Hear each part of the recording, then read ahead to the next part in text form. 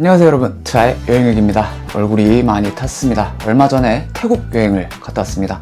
방콕 갔다 왔어요. 5일 동안 여기저기 좀 싸돌아 다니느라 얼굴이 많이 탔습니다. 굉장히 복잡한 도시였어요. 정리가 좀 필요하다는 생각이 들었고요. 그래서 이렇게 영상을 만들게 됐습니다. 저처럼 혼자서 뚜벅이로 여행하는 분들한테 필요한 정보 잔뜩 담았고요. 그리고 고생도 여행의 재미라고 생각하는 두 분이서 함께 떠나는 여행까지도 꽤나 유용한 영상이 될 것 같습니다. 짐을 어떻게 싸면 좋은지, 대중교통 어떻게 이용해야 되는지, 어떤 것들이 있는지, 그리고 숙소를 어디에 잡는 게 좋은지, 그리고 비용은 대략적으로 얼마 정도 들 것인지까지 한번 살펴보겠습니다. 그럼 지금 바로 시작하겠습니다. 그러면 제일 먼저 준비물, 짐을 어떻게 싸야 되는지부터 한번 살펴보겠습니다. 제일 중요한 건 역시나 옷이겠죠. 보통은 한 3박 4일, 4박 5일 이렇게 다녀오실 텐데 태국이 짐이 많은 채로는 여행하기가 정말로 좀 빡센 그런 나라였습니다. 최대한 가볍게 가시는 게 좋고요. 추천을 드리는 거는 일단은 바지, 요거 코끼리 바지라고 태국 가면은 파는데 가가지고 사셔도 되고요. 그리고 우리나라에서는 냉장고 바지 이런 이름으로 많이 팔잖아요. 요거 하나 가져가시는 거 정말 좋습니다. 저는 제가 바지 2벌인가 들고 갔는데 하나도 안 입었어요. 여행 내내 이거만 입었습니다. 숙소에서도 거의 이거만 입었다시피 해요. 자기 전에만 제 잠옷으로 반바지 갈아입고 나머지는 다 이거만 입었고요. 상의 같은 경우는 셔츠, 되게 얇은 셔츠들 있죠. 좀 린넨 재질이나 이런 거, 그런 거 있으면 좋습니다. 반팔티 같은 것도 좋고요. 긴팔 같은 경우는 있어도 바람막이 정도면 충분합니다. 저 만일 또 태국 여행 간다고 하면은 일단 셔츠 2벌 들고 갈 거고요. 그리고 숙소에서 잘 때 잠옷 용도로 입을 반팔티 1벌, 그리고 바지는 이 코끼리 바지 1벌만 들고 갈 것 같아요. 거기다가 숙소에서 입을 잠옷대용의 반바지, 수건 하나 들고 가고요. 속옷이나 양말은 그래도 날짜별로 있어야겠죠. 옷이 좀 비죠. 날짜가 3, 4일인데 옷은 2벌밖에 안 된다. 어떻게 해야 되느냐? 빨아 입으면 됩니다. 제가 이스라엘 여행하면서 배운 거거든요. 거기 블로그 분들한테 배운 건데, 숙소 가면은 요런 것도 있지만 베스타올 되게 큰 거 있잖아요. 일단 이 옷을 빨아요. 씻으면서 빤 다음에 요렇게 겹쳐가지고 이렇게 둘둘 맙니다. 그래서 이걸 땅바닥에 놓고 꾹꾹꾹꾹 밟아요. 이렇게 한 5번 정도 왕복하면은 얘가 털 때 느낌이 다릅니다. 물기가 아예 없습니다. 그러면은 코끼리 바지 같은 경우는요, 당일 밤에도 입을 수 있습니다. 한 6시, 7시에 널어놓으면 10시 되면 이거 완전히 다 말라요. 조금 귀찮을 수 있는데 그래도 짐을 줄이는 게 저는 훨씬 더 중요하다고 생각하거든요. 그렇기 때문에 매일 이렇게 좀 빨아 입으시는 거 추천드리고요. 또 선크림 일단은 필수입니다. 이거 무조건 있어야 돼요. 제가 안 챙겼더라고요. 그래서 이렇게 됐습니다. 네, 무조건 챙기시고요. 그리고 우산, 겨울에는 그래도 건기라 가지고 안 챙기셔도 무방한데, 근데 웬만하면은 또 챙기시는 게 좋고, 마스크 챙기세요. 공기가 굉장히 안 좋습니다. 먼지가 많기 때문에 물티슈를 챙기셔야 돼요. 꼭 챙기셔야 되는데, 다이소 가면은 1,000원에 3개 들어있는 거 팔거든요. 그거 하나 사셔가지고 그냥 그대로 가방에 넣으세요. 저처럼 이렇게 겨울에 가시면은 패딩 챙기잖아요. 그거는 공항 가시면은 짐 보관할 수 있습니다. 5일 기준으로 해가지고 10,000원이면 됩니다. 그리고 하루 늘어날 때마다 1,000원씩 이렇게 추가되거든요. 별로 안 비싸니까 짐 꼭 맡기고 가시고요. 캐리어 있죠? 다들 챙기실 텐데 저는 개인적으로 그렇게 생각합니다. 캐리어가 꼭 있어야 되나요? 그러니까 이게 특히나 동남아 지역을 여행하면은 좀 두드러지는 단점인데, 도로가 좀 안 좋아요. 이 캐리어 끌기가 정말 힘듭니다. 물론 캐리어 있으면 보통은 택시 타고는 공항에서 바로 숙소 가고, 숙소에다가 캐리어 시즈 모드 해놓고 기념품 같은 거나 먹을 것들 잔뜩 쟁여 오시니까 이 캐리어가 무조건 있어야 된다 하는 분들이 많이 계실 텐데, 그럼에도 불구하고 캐리어가 무조건 필요하다 하시면은 그거는 제가 어떻게 할 수 없지만, 웬만하면은 저는 동남아 지방 같은 경우는 캐리어 좀 안 들고 가셨으면 좋겠어요. 저는 보통은 가벼운 백팩에다가 크로스백 하나 이렇게 들고 가거든요. 그게 저희 거의 표준 세팅인데, 그리고 뚜벅이에 저는 표준 세팅이라고 생각을 하는데, 요런 백팩 있죠? 그냥 제가 업무용으로 데일리로 쓰는 겁니다. 제가 만든 거거든요. 요거 노트북 백팩인데, 여기다가 옷 그렇게 2-3벌 넣고, 거기다 속옷 넣고, 그리고 또 카메라 들고 다니고, 지금 요거 찍고 있는 액션캠, 거기다가 삼각대, 그리고 노트북 무조건 들어가야 되는데, 그런 것들 이런 거 하나 있으면 다 넣을 수 있어요. 그리고 또 노트북을 안 들고 다녀도 되는 때들이 있단 말이에요. 보통 이런 거 하나만 들고 다닙니다. 이 안에다가 그냥 요 정도면은 사실 3박 4일은 차고 넘칩니다. 또 뭐 그게 아니라면은 요것도 다른 제가 만든 가방이거든요. 요게 이렇게 해가지고 분리가 돼요. 떼가지고 이 안에 있는 거 꺼내가지고 크로스백으로 쓸 수 있거든요. 뭐 2주 넘게 다닌다 하면은 그냥 요거 들고 갑니다. 진짜 가벼운 데 갈 때는 아까 제가 보여드린 그 조합 쓰는데, 그렇게 해가지고 뭐 요거 쓰면은 사실 백팩 하나 가지고 이제 백팩에다 크로스백 같이 되니까 뭐 요거 또 쓰시는 거 뭐 한번 구경해 보시는 거 또 추천드리고요. 뭐 요 정도 하면은 짐은 이제 충분한 것 같아요. 최대한 경량화해서 가시는 거를 추천드리고 당부드린다. 네, 이렇게 정리를 하면 될 것 같고요. 다음으로는 숙소에 대해서 한번 얘기를 해보도록 하겠습니다. 그래서 우리 같은 뚜벅이들은 숙소를 어디로 해야 되느냐? 무조건 관광지 가까운 곳으로 잡으세요. 방콕 같은 경우는 교통체증이 정말 말도 안 되게 심합니다. 끔찍합니다. 진짜 이 방콕의 교통체증은. 그렇기 때문에 이동하는 데 드는 시간이 어마어마하게 걸려요. 무조건 관광지 가까운 데로 잡으시는 걸 추천하고요. 그래서 어디로 잡는 게 좋느냐? 크게 세 군데로 나눠서 얘기를 좀 해보도록 하겠습니다. 보통 수완나푼공항으로 들어가실 겁니다. 거기서 공항철도를 타고 시내로 접근을 하실 텐데, 그 공항철도에서 환승하는 것마저 귀찮다 하시는 분들에게 추천하는 곳은 공항철도의 종점인 파야타이랑, 그리고 거기서 하나 앞인 라차프라로, 그리고 라차테이라고 있어요. 근데 여기 걸어갈 만 하거든요. 요 세 군데, 여기 만드는 삼각형 지대가 있습니다. 이쪽 뭐 반경해가지고 한 1km 정도 돼요. 충분히 걸어갈 만 하니까 이쪽 지대들 좀 추천드립니다. 일단은 공항에서 접근하기 편하고요. 뭐 차이나타운이라던가 그 라따나 꼬신성, 방콕 왕궁을 근처로 해서 사원들이 몰려있는 이 관광지들, 그리고 이 짜오프라야강 남쪽 쇼핑몰 밀집 지대들이라던가 이런 데들 접근하기 편합니다. 그리고 환승이 괜찮다, 한 번 정도는 괜찮다 하시는 분들한테는 그 쫄라롱권 대학교라고 있어요. 대학교 남쪽에 삼각형 지역이 있습니다.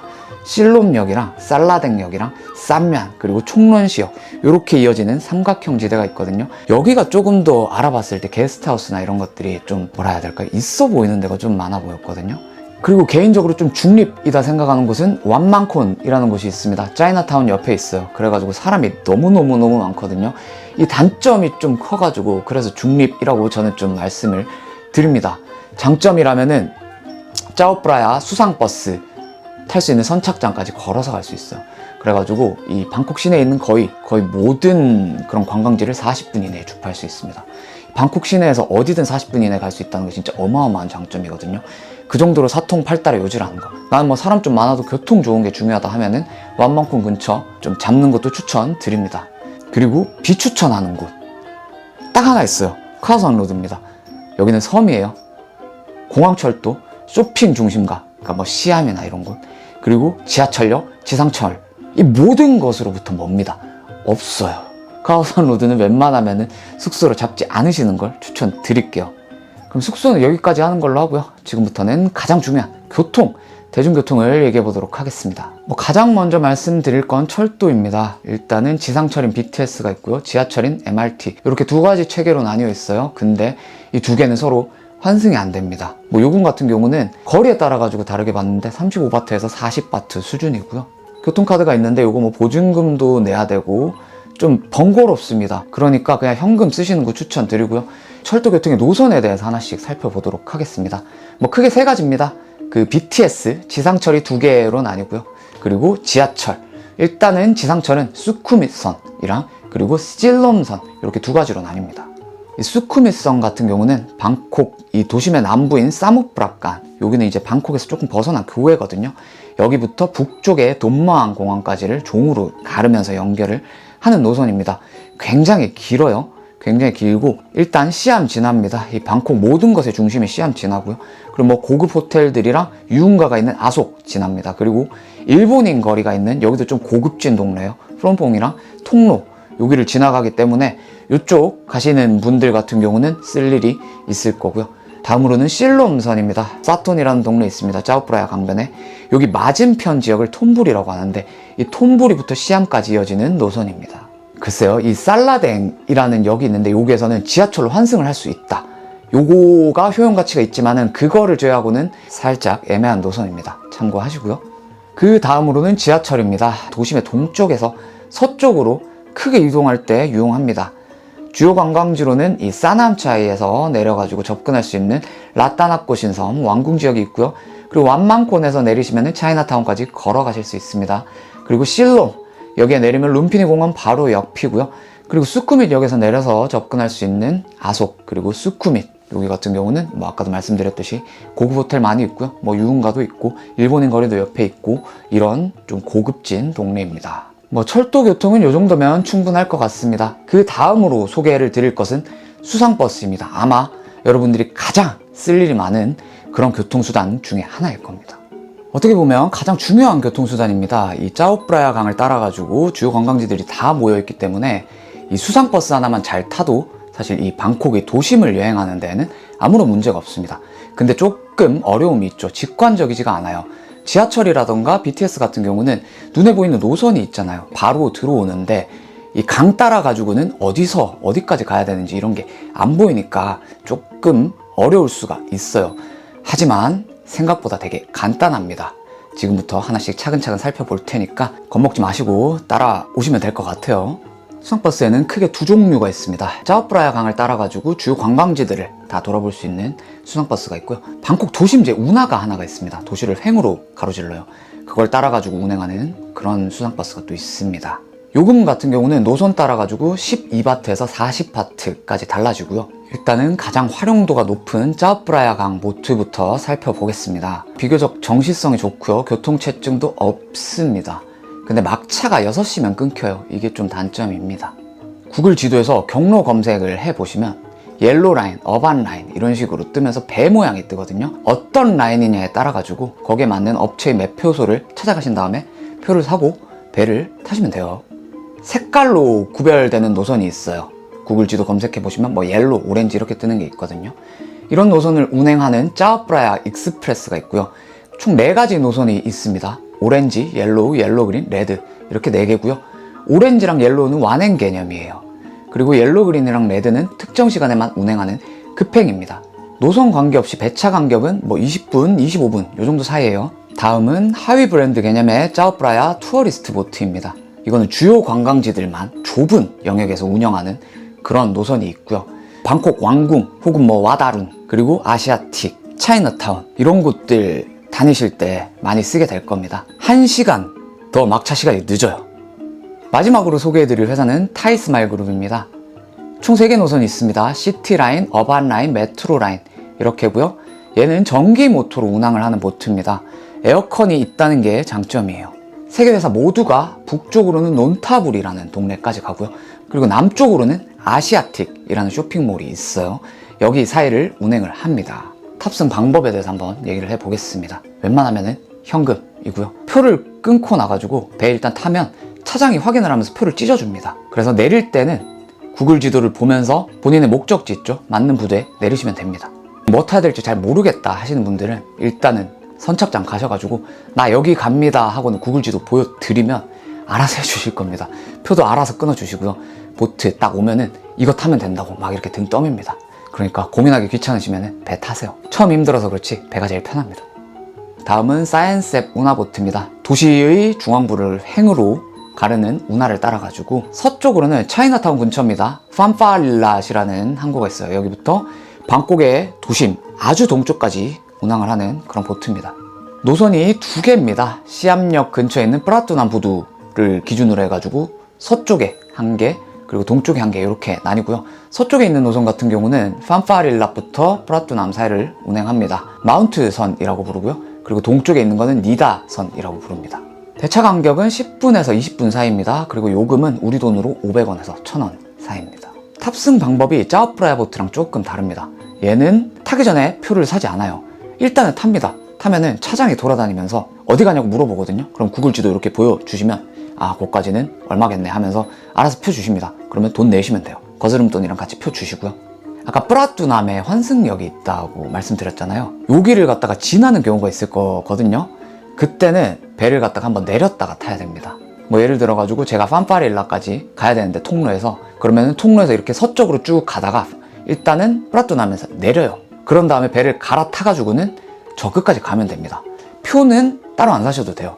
처음에 탈 때 팜파릴라 갑니다 하면은 거기까지 가는 요금으로 표를 그냥 끊어줍니다. 그럼 그 잘 갖고 계셨다가 갈아탄 다음에 그냥 그 차장한테 보여주시면 돼요. 이렇게 나 이 표 샀습니다 하고. 이상으로 방콕의 수은 교통을 마치겠습니다. 다음으로 알아볼 거는 택시를 탑시다. 그랩이라고 한국에서 미리 깔아서 회원가입까지 하고 가시면 굉장히 두고두고 편합니다.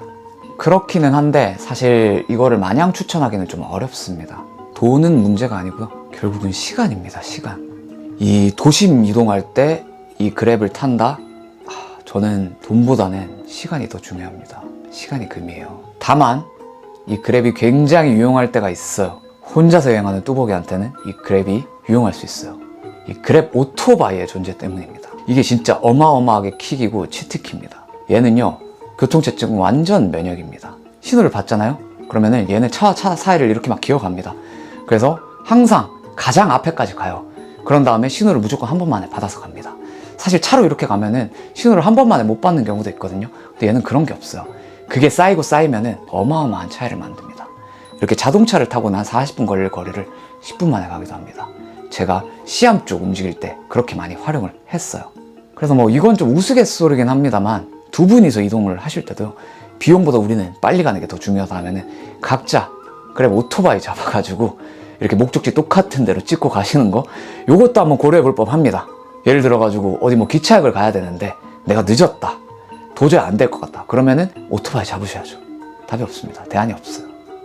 그런 식으로 오토바이를 좀 활용을 해 보시는 거 추천을 드리고요. 마지막으로 버스입니다. 이 버스는 좀 간단하게 말씀을 드리고 갈게요. 얘는 굉장히 보조수단이라 가지고 저도 버스 많이 안 탔거든요. 요금은 거리 따라 달라집니다. 그리고 버스의 종류 따라 달라집니다. 8바트부터 20바트, 뭐 비싸게 한 30바트. 일단 타고요. 차장님 계십니다. 목적지 말하면 표 끊어 주십니다. 현금 드리면 되고요. 잔돈을 좀 미리 준비하시는 게 좋습니다. 좀 재밌는 게 에어컨이 있는 버스가 있고요. 에어컨이 없는 버스가 있습니다. 한 노선 안에서도 그게 랜덤하게 와요. 그리고 그 둘은 요금이 달라요. 좀 느긋하게 여행을 하시면서 이 길가 풍경 보는 거 좋아하는 분들한테는 추천을 드립니다. 한 번 정도 타보는 거 괜찮을 것 같아요. 자, 그래서 이 대중교통을 어떻게 활용을 하면 좋느냐. 일단 아침에 일어나셔서 지하철, 버스 아니면 그랩 이용하셔가지고 목적지 이동합니다. 동선 자체를 좀 짜옵다야 강변에 있는 곳들 위주로 좀 짜세요. 그러면은 배만 타고 이렇게 톡톡톡 찍으면서 다닐 수 있거든요. 굉장히 편합니다. 그렇게 관광을 하다가 집에 갈 때 또 뭐 BTS를 타시든가 아니면은 그랩 택시 이용하셔가지고 복귀하시면 되겠습니다. 이 내륙 쪽에 있는 뭐 시암이라던가 아니면은 프롬퐁, 수쿠밋 다니실 때는 BTS가 다니고 MRT도 있고 하니까는 여기는 사실 크게 문제가 없고요. 네, 그것들만 잘 타고 다녀도 돌아다니는데 아무 문제가 없으니까 그렇게 여행을 하시면은 뚜벅이도 아무 문제 없이 편하게 여행하실 수 있습니다. 방콕의 대중교통은 여기까지고요. 비용에 대해 가지고 좀 말씀을 드려보겠습니다. 제가 5일 동안 얼마를 썼는지를 좀 보면서 말씀을 드릴 건데 다들 아시겠지만 이 비용이라는 게 여행하는 스타일에 따라 가지고 정말 천차만별이잖아요. 그래서 저는 이 비용에 대해서는 뭐 교통비라던가 입장료처럼 뭐 누구든 다 비슷하게 쓸 수밖에 없는 그런 것들에 대해서만 좀 말씀을 드리고요. 식비라던가 이런 데들은 뭐 물가 수준이 어느 정도 드라 정도에서만 일단 좀 정리를 하고 넘어가도록 하겠습니다. 일단 교통비부터 한번 말씀드릴게요. 저는 그랩을 하루에 한 번, 두 번 정도 탔고요. 그리고 철도 같은 경우는 올 때, 갈 때 그렇게 공항철도 탄 거랑 중간중간에 필요할 때 한 번씩 탄 거 말고는 거의 안 탔습니다. 뭐 버스 어쩌다 한 번씩 아침에 혹은 밤에 집에 갈 때 이렇게 한 번씩 탔고요. 그리고 수상버스를 저는 좀 많이 탔어요. 그래서 보시면 수상버스 비용이 많이 나왔습니다. 그래서 다 합쳐서 5일 동안 얼마를 썼느냐, 대략 한 35,000원에서 4만원 사이 썼네요. 매일매일 대중교통을 타면서 보낸 시간이 한 2시간 정도 될 것 같고요. 만일 이거를 택시로 바꾼다라고 했을 때 비용은 2배 정도가 될 것 같습니다. 2배 정도가 될 거고 시간은 글쎄요 3시간? 4시간? 모르겠네요. 한정 없을 겁니다. 다음으로 입장료에 대해서 말씀을 드릴게요. 보시면은 방콕이랑 아유타야 이렇게 나눠놨죠. 북쪽에 1시간 거리에 있는 아유타야라는 동네를 갔다 왔습니다. 좀 짧게 가시는 분들은 안 가실 확률이 높아가지고 뭐 그런 분들은 이거 무시하셔도 돼요. 방콕만 일단 먼저 살펴보겠습니다. 앞에 세 개는 무조건 가실 거예요. 왕궁, 와포, 와다루, 천바트고요. 박물관, 저는 반반이거든요. 저 같은 뭔가 좀 역사 공부하고 뭐 보는 거 좋아하는 분들은 여기 가면 되게 재밌는데, 근데 이 박물관이 진짜 거의 불교 박물관이다시피 해가지고 마냥 추천을 하기가 좀 어려워요. 어쨌든 240바트입니다. 그리고 이 짜끄리 왕조, 지금까지 이어지는 이 왕조의 역사를 알 수 있는 라따나코신 전시관, 여기가 또 이렇게 비용이 있고요. 황금불 사원이 있습니다. 세계에서 가장 큰 황금불상이 있는 사원이 있는데 여기 입장 이것도 이렇게 됩니다. 그래서 이거 다 가시면은 1440바트가 되겠네요. 그리고 이제 천차만별일 수 있는 식비에 대해 가지고 좀 얘기를 해볼게요. 제가 그래도 동남아 도시들 꽤 많이 여행해 봤거든요. 근데 이 도시가 유독 클래스에 따라 가지고 이 가격 차이가 많이 납니다. 길에 있는 현지인 맛집 이런 데들이랑 쇼핑몰 안에 입점해 있는 적당한 수준의 식당, 여기서 여기 뛸 때마다 적게는 2.5배에서 3배, 많게는 5배 이렇게까지 뜁니다. 난 진짜 길거리에 있는 현지인 맛집 많이 가겠다 하시면은 뭐 3,000원에도 되고 비싸면 한 7,000원이면 충분할 거고요.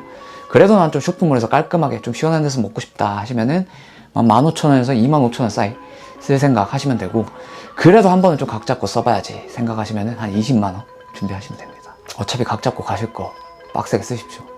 마트는 빅시 그냥 가시면 됩니다. 인도차이나 반도에 거의 맹주거든요. 유통 공룡 가장 큰 데인데 본사가 태국에 있습니다. 그래서 이 태국 빅시 가시면 그냥 다 있어요. 굳이 뭐 딴 데 어디 가야지 고민하실 필요가 없어요. 자, 요 정도 하면 비용에 대한 것도 얼추 다 얘기를 해본 것 같네요. 다음으로는 맛집을 어떻게 찾아야 되는지에 대해서 한번 얘기를 해보도록 하겠습니다. 뭐 저마다 맛집 찾는 그런 또 방법들이 다 있으실 텐데, 저 같은 경우는 첫 번째는 구글 지도고요, 두 번째는 유튜브, 그리고 트립 어드바이저. 근데 이번에 태국에서는 한 가지를 더 활용했습니다. 웡라이라고 하는 현지인 맛집 찾는 데는 꽤나 유용하거든요. 이렇게 4가지를 활용을 했어요. 일단 구글 지도부터 얘기를 해보겠습니다. 개인적으로 가장 많이 씁니다. 지도 위에다가 검색을 하면 좌표를 이렇게 찍어주잖아요. 그래서 동선 짤 때 되게 편해요. 저는 보통 음식 이름으로 검색을 합니다. 뭐 아시는지 모르겠지만 이거 한글로 검색할 때랑 그리고 또 영어로 검색할 때 결과가 다르거든요. 그러니까 둘 다 검색을 하신 다음에 이렇게 차근차근 훑어보시면 되고요. 보통 점심식당 고를 때 많이 써요. 왜냐면 점심 때는 이 여행의 동선 한가운데잖아요. 그 여행지 바로 옆에 있던가 해야 되다 보니까 그때 많이 씁니다. 그 다음은 유튜브입니다. 큰 틀을 잡은 다음에 좀 의외의 맛집 이런 거 발견할 때 많이 씁니다.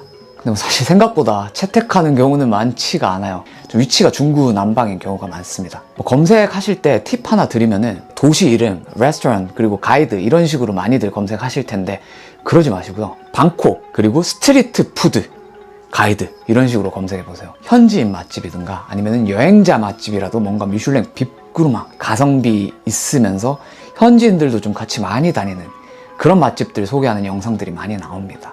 가끔씩 노다지 캘 수 있어요. 그 다음 마지막으로는 트립 어드바이저입니다. 일단 UI가 엄청 편합니다. 리스트가 이렇게 쭉 뜰 거예요. 뭐 평점과 쭉 나열을 해주는데 위쪽 보시면은 좀 고급스러운 데가 많습니다. 내가 뭐 오늘 저녁은 좀 제대로 된 거, 좀 비싼 거 먹어보고 싶은데 이럴 때 쓰시면 좋아요. 그리고 마지막으로 소개드릴 거는 웡라입니다. 뭐 영어가 지원되긴 하는데 우리가 그렇다고 영어가 마냥 편한 게 아니잖아요. 그리고 필터랑 정렬 기능이 굉장히 좀 시원찮습니다. 이게 좀 치명적인 단점이에요. 근데 노가다 하실 생각 있으시면 이거 되게 유용합니다. 뭐 여기 맛집이 결국 구글 지도 찾아봐도 맛집인 경우가 많긴 한데 구글 지도 같은 경우는 여행자랑 현지인 맛집이 구분이 안 되잖아요. 그래서 내가 좀 진짜 배기 현지인 맛집 시간 들여가지고 찾고 싶다 이러실 때 이거 교차 검증 할 때 굉장히 유용하게 쓸 수 있습니다. 뭐 맛집은 요만하면 충분한 것 같네요. 제가 뭔가를 추천을 좀 드리고 싶기는 한데 저 뭘 먹어도 맛있는 사람이라 가지고 좀 조심스러워요. 여러분들이 이 방법들을 가지고 열심히 좀 찾아보신 다음에 즐거운 한 끼, 매 끼니마다 행복한 시간 가져가시길 바라겠습니다. 뭐 요만하면 사실 여행을 위해 가지고 필요한 정보들은 다 전해드렸어요. 이제 마지막으로 동선에 관한 얘기를 잠깐 해볼까 합니다. 여러분이 동선을 짜실 때 어떤 식으로 접근을 하면 좋다라는 거를 조금 말씀을 드려보려고 해요. 크게는 2가지로 좀 구분을 해서 생각을 하시면 될 것 같아요. 짜오프라야 강을 끼고 있는 관광지들이랑 거기서 한 3-4km 떨어진 비교적 내륙에 있는 방콕 도심에 있는 관광지들. 뚜벅이 기준으로 봤을 때 걸어가지고 이동할 만한 거를 하나의 구역으로 본다면은 짜오프라야 강에는 가장 북쪽에 논타부리가 있을 거고요. 그보다 아래쪽에 카오산 로드, 거기서 조금 더 내려가면은 이제 방콕 왕궁이 있는 라따나꼬신 섬이 있죠. 조금 더 내려가서 차이나타운 지대가 있을 거고요. 거기서 약간 더 내려가서 사톤 지역이 있을 거고, 거기서 배를 타고 또 조금 더 내려가서 아시아틱, 이렇게 구분이 될 수 있습니다. 다음으로 내륙 쪽으로는 일단 시암이 있습니다. 시암은 좋든 싫든 가게 됩니다. 공항철도가 어쨌든 간에 여기 근처로 지나고 온갖 쇼핑몰들이 다 밀집한 환승의 중심이고 도심지거든요. 그렇기 때문에 안 갈 수가 없습니다. 싫어도 가게 돼 있습니다. 여기서 조금 더 밑으로 내려가면은 쭈라롱권 대학교가 있습니다. 이 태국의 서울대학교라고 불리는 학교가 있어요. 여기랑 룸피니 공원이 걸어갈 만한 거리에 붙어 있거든요. 요 두 군데가 한 덩어리로 묶을 수 있습니다. 그리고 여기서 동쪽으로 조금 더 가면은 뭐 이제 수쿠믹 같은 데들 나오고, 그리고 통로 이렇게 쭉쭉 나오죠. 여기는 좀 많이 큰 덩어리긴 한데 한 1시간 정도 걸으면 다 다닐 수 있단 말이죠. 그래서 여기도 한 덩어리로 묶겠습니다. 이렇게 세 군데 정도로 나눌 수 있을 것 같아요. 하루는 좀 내륙에 있는 데들, 그래서 뭐 오전에는 통로 쪽부터 시작해가지고는 여기를 다 보고, 그리고 오후에는 시암 쪽이랑 이 뭐 쭈라롱권 대학교나 거기 좀 남쪽 룸피니 공원 이런 데들을 다닌다. 이런 식의 덩어리로 묶어서 좀 생각을 하시면 일정을 짜는 게 굉장히 편합니다. 뭐 논타불이 여기가 되게 재밌는 게 있어요. 그 교도소 재소자들이 운영하는 뭐 밥집, 식당 이런 거 모인 그런 좀 복합 문화 공간 같은 게 있거든요. 이 모범수들 재사회화 교육 과정의 일환인데 논타불이 한 번쯤 가볼 만해요. 그리고 나가지고는 왕국 쪽 먼저 가셨다가 카오산로드 쪽 가셔가지고 여기서 좀 저녁을 보내고, 둘 중에 하나는 제껴도 될 것 같아 하면은 차이나타운 가시고, 차이나타운이 또 이 왕궁 라따누 꽂힌 섬에서 안 멀거든요. 그 다음 날은 남쪽으로 가셔가지고 아시아틱 좀 구경해 보시고, 사통 쪽도 돌아다녀 보시고, 알콘 시암 가가지고 저녁 드시고, 뭐 여기서 야경 구경하시고, 그런 식으로 일정을 짜시면은 간편해져요. 어디에서 어디를 선으로 있는 게 아니라 그냥 면으로 보는 겁니다. 아침엔 내가 여기 머무르겠다. 지나고 나서는 중간에 이동 시간 한 1시간 두고 그 다음은 여기 머무르겠다.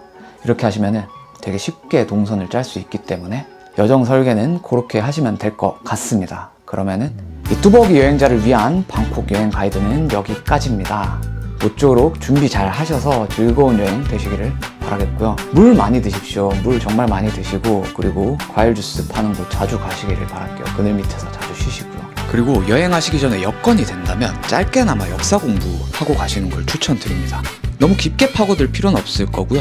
아유타야 왕조부터 톰부리 거쳐서 오늘날 짜끄리 왕조에 이르는 뭐 책도 필요 없습니다. 그냥 나무위키 문서 하나 정도만 읽고 가도 도움이 많이 될 거예요.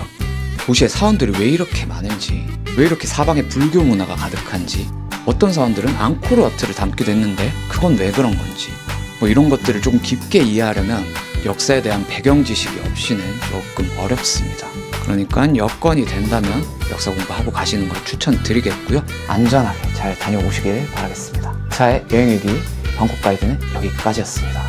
시청해주셔서 감사합니다. 저는 다음 여행지에서 또 인사를 드리겠습니다.